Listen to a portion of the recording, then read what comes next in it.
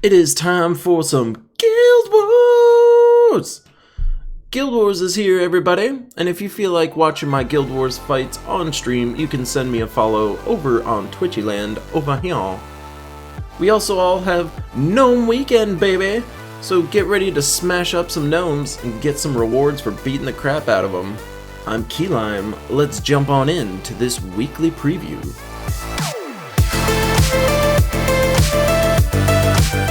And in the event keys, it is Wild Plains this time around. Wild Plains, the land of many a Tauros troop. They are a pretty fun kingdom. It is also my maxed red kingdom, so I get all kinds of fun bonuses for that place. But if we are looking to open up some chests in the Wild Plains with your event keys, Ketris is in there, of course, super blammy kind of guy. Give him some stats and he likes to lay the hurt on people. So if you're looking for some Ketris, he's up in there. That's about it, though. There's really nothing else in here that's all super exciting to get your panties all in a bunch about. So if you're looking for some Ketris, if you feel like opening up some event keys, he is in there. If you are also opening up event keys, however, there is another new troop, which is Queen Moonclaw. So if we look at Queen Moonclaw, what she's all about is creating 9 skulls boosted by green allies specifically, along with enemies. So the boost on this is a 1-to-1, so the maximum amount of skulls you're going to be able to make out of this is an extra 8 for a total of 17. That is going to be extremely rare. It's not going to be very common that your team's all going to be green and their team's all going to be green. They are green themselves, so at least you get a minimum of a 1 boost out of this to make 10 skulls. So, as far as a skull creator goes, not the worst thing on the planet. It's a Wargear Mystic type, which is kind of a super weird mix, but I'm into it. So this troop is going to be exclusively in the event keys for right now. So if you are also opening up event keys, this is somebody that you could be picking up. There's really nothing all too exciting up in here either from a traits perspective. This clan hunt is kind of interesting. It's new. Give 2 attack to green allies when an ally does skull damage. If your team is consistently doing skull damage, though, you're probably not going to get a ton of benefit out of this attack. Like, if you're matching enough skulls to give you 10 attack, like, probably everyone on the other team is mostly dead, if not entirely dead. So you're not really going to get a ton of out of this. However, it is kind of interesting. This is a interesting kind of a troop, but since it is very green specific, my archer senses are tingling, making me want to get my hands on one of these. So again, in the event keys, if you so desire. In the glory side of things, we've got Mr. Bullzerker. Bullzerker is basically like Ketris Mini here, so he's doing damage to an enemy boosted by his attack, life, and armor on a 3-to-1 boost ratio, and if somebody dies, then he becomes enraged. This is okay. He's just going to be a pretty solid single target nuker kind of guy. That's kind of fun. They imply you would want to run him in the first slot, but I'm not gonna, and you're not gonna. No one's gonna put him in the first slot. But he's out there, Mini Ketris, in the glory section. Feel free to jump on and get yourself some Bullzerker. And that is all the cool new stuff as far as that goes. Jumping into the Soul Forge, we got ourselves kind of nothing crazy. So if we look in here, it's Obsidious, which is pretty much the only person that I'm really gonna say you should look at this time around. Of course, Mr. Obsidious, Mr. Brown and Furnace. He is doing heavy splash damage, destroying a big chunk of gems, which gives you a lot of mana, and then there's a chance he does yet another nuke with light splash damage. So in terms of damage output, pretty darn solid. In terms of mana generation, pretty darn solid. He's got loop potential, which is pretty darn solid. He also has stone skin, which means he takes barely any skull damage, which is kind of fun. It's hard to run him in the first slot, but it is possible. I've done it. It does happen. When you kill people, he summons a dust storm, and this is the ultimate, this is the reason we all love ourselves some Obsidious, which is he stuns all enemies on 4-5 matches. So Obsidious is a very, very strong troop to go grab. Everything else in here is kind of meh. So as far as troops you'd want to craft, that's about it. As far as the weapons go, both of these are actually pretty solid. So if you run Tauros lineups, Shaman lineups, etc., this is actually pretty good. So Ketris, of course, as we looked at before, he's getting stat pumped on matching any red gems. This weapon is creating a bunch of red gems boosted by Tauros. So if you make yourself a Shaman and you run a pure Tauros lineup, this will actually make a decent amount of gems since the boost ratio is a ×3. So this is going to be able to create a total of 16 red gems if you're running a pure Tauros lineup. So that's kind of cool. Weapon is nice. Primal Axe is very similar in terms of the sense that it's doing it based on Wild Plains allies, which pretty much means you're running Shaman class again, which also pretty much means that you are going to be running the exact same teams when you run these two weapons. However, this one is making a mix of green and red. Ketris takes both of those, so that's also fine. The difference is that this one, of course, does some damage on top of it, so that part's kind of fun. So I actually recommend you pick up both of these if you can. Wild Plains is not at all a bad pure kingdom team, so both of these actually do have some value. I would recommend you get them both if you don't have them. If I had to prioritize one over the other, I would probably say Primal Axe is a little bit more versatile. However, they're both pretty strong as far as I'm concerned, so feel free, jump in, pick up those bad boys. And then we get to talk about some Guild Wars. So since it's a Guild Wars week, today is the day that you are setting up all of your defenses. So I will put all of these defenses in the description if you so choose. The color day is very important. Do not just pick up these teams and chuck them on whatever color you think makes the most sense. Well, you know, feel free to do that actually, but I have all of these teams in their color slots very specifically for a reason. As my quick tip for this video, the reason that you would want to be running a empowered converter on a specific day is when it turns the color of the day into something else. So in this day, it's Moonrabbit's turning blues into yellows, Mercy's turning purples into yellows, Gimlet's turning greens into browns, Lamash 2's turning yellows into purples, etc, etc. So very nice defensive strategy. All of these teams are pretty strong and tested, so feel free to steal all of these. All of these defense teams will be in the description. As far as your Sentinels, you should buy them. You should buy all of them. So what you probably may know, or may not know, is that when you buy all of these, the bonus applies to yourself as well as all the people above you in your guild. So what that means is, if you're looking over here, if I bought these, for instance, and I'm in this section, I would get all those stats, but then these people would get those stats, and these people would get those stats, a percentage of those stats. So it's entirely worth making sure you jump in and get those Sentinels, especially if you're somebody all the way down here. That means all of the stats that you're getting are going to all of these fun people up here. So I strongly, strongly, strongly recommend you go ahead and get your Sentinels. Super important.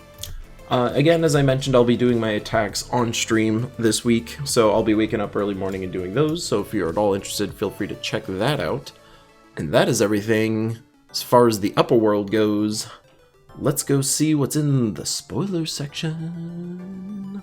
Spoiler section.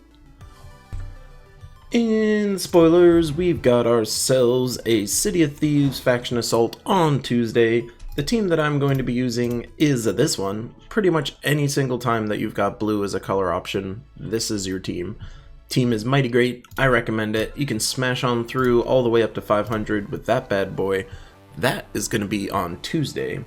When it comes to a Wednesday, we've got ourselves a small pack of pet rescue, so make sure you save this little tall-necked, big-eyed little dude over here on a Wednesday. That's going to be fun. And then on Thursday, we get ourselves a class event for Shaman. Since it's Wild Plains, that's super emblematic, of course. Shaman is not at all a bad class, actually. They're getting 50% mana start for all Tauros, which is kind of fun. They have access to Forestry, which means they get an Entangle start. They also get a Leaf Storm start. If you so wanted, you could be pumping your allies with life. You also pretty much get that. So that's pretty much all the exciting stuff that's going on as far as this goes. But the 50% mana start, the Leaf Storm start, the Entangle start, this class, not the worst thing on the planet. And of course, if you are looking to use either of those weapons we talked about before, this is the class you want to do it, because they're a Tauros Wild Plains. You can kind of get both. So I recommend getting it up to 40-ish. That's going to get you all of the main bells and whistles that you would possibly want with the Shaman class. Not so bad on a Thursday. And then, on Friday, do you see these smug little bastards? These little people? If you just want to punch them in the face, they're super punchable faces. Well, have I got great news for you, my friend.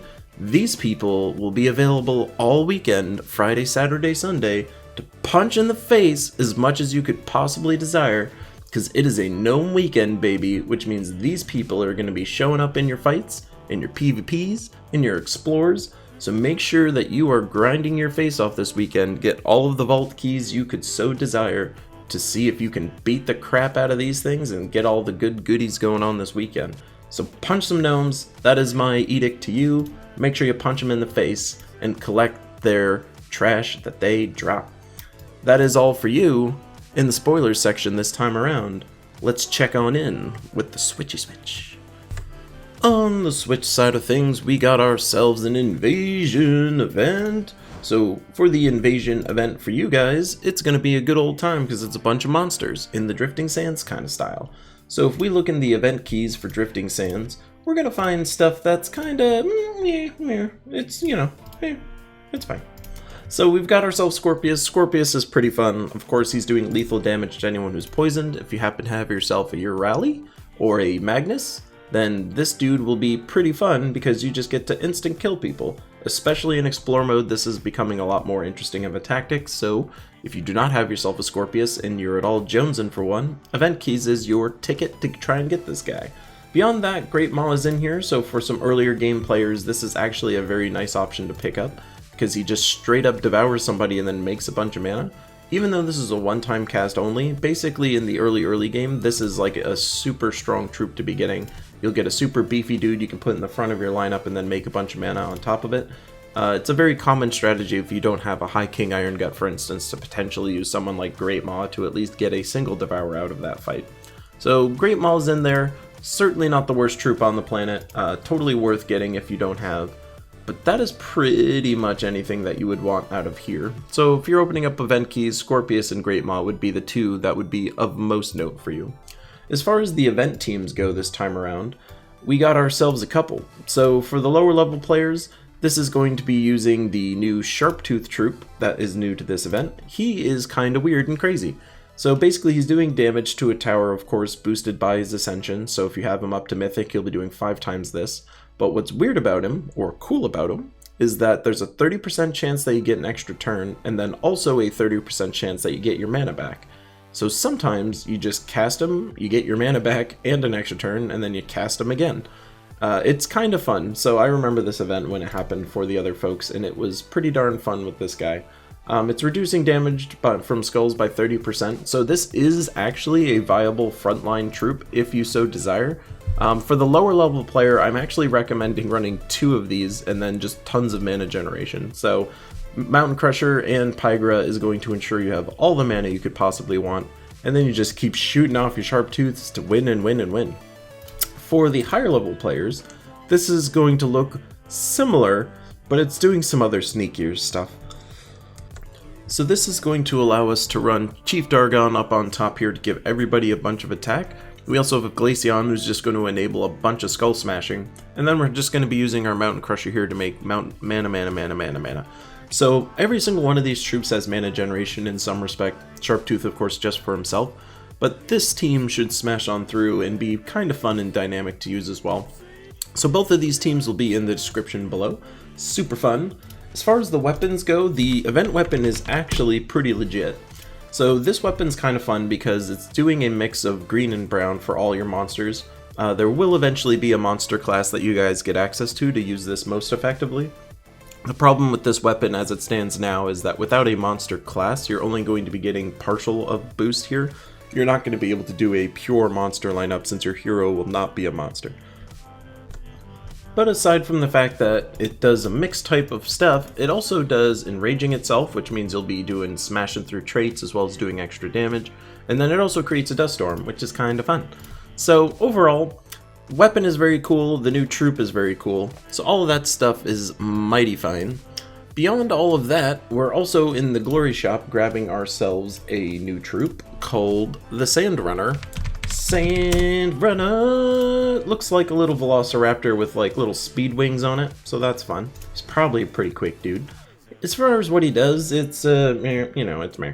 So he's doing damage to the first and last enemy and then doing double to a random enemy. This is like this is like a worse version of just doing 16 damage to all, kind of. Like this basically might as well say 16 damage to all. In terms of total damage output, that's about what it's gonna do.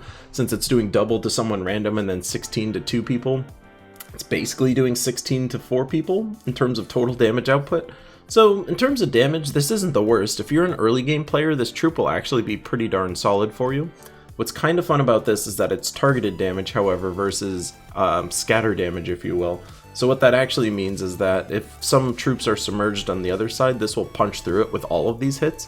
So that's kind of fun, but that's kind of its only real gimmick here. It does start pretty fast, so you have 75% mana start. It gets enraged when an enemy dies, but this would imply you're running it in the top slot, which I really wouldn't. But overall, it's like pretty much an early game cool troop, late game never used troop kind of a thing.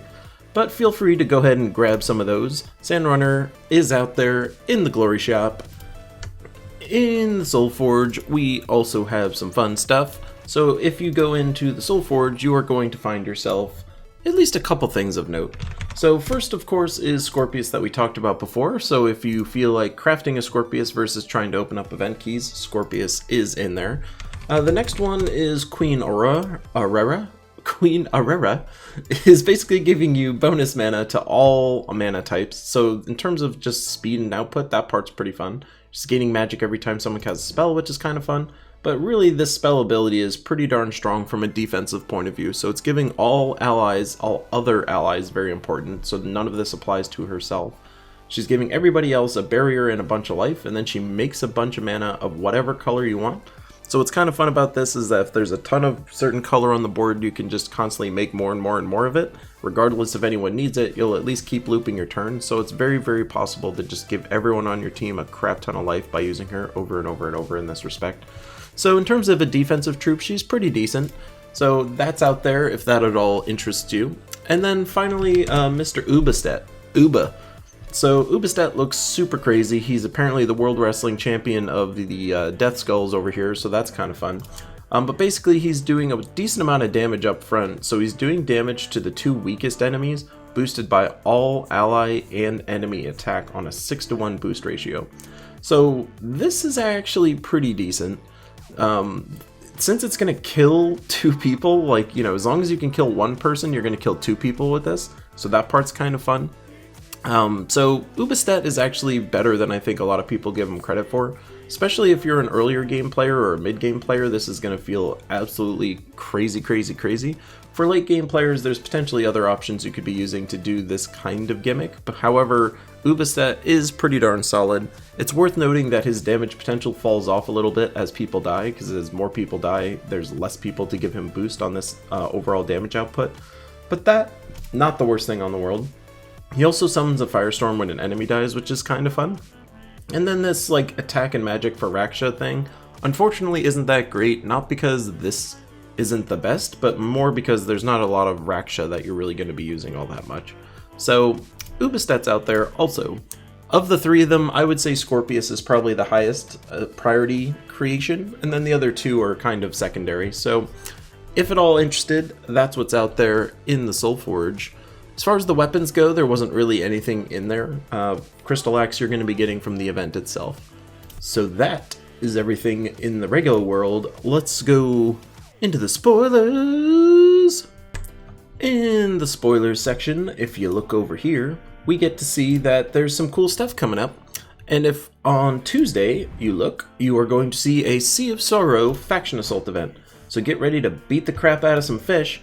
This is the team that I use to beat the fish up, so feel free to steal this from the description down below. Gonna be a whale of a time. Oh yeah. Oh, I'm sorry. As far as pets go, on Wednesday it is going to be the Manticub. Manticub, of course, is kinda cute. It's out there. Scorpion tail, crazy face. Of course, this is a Leonis Empire.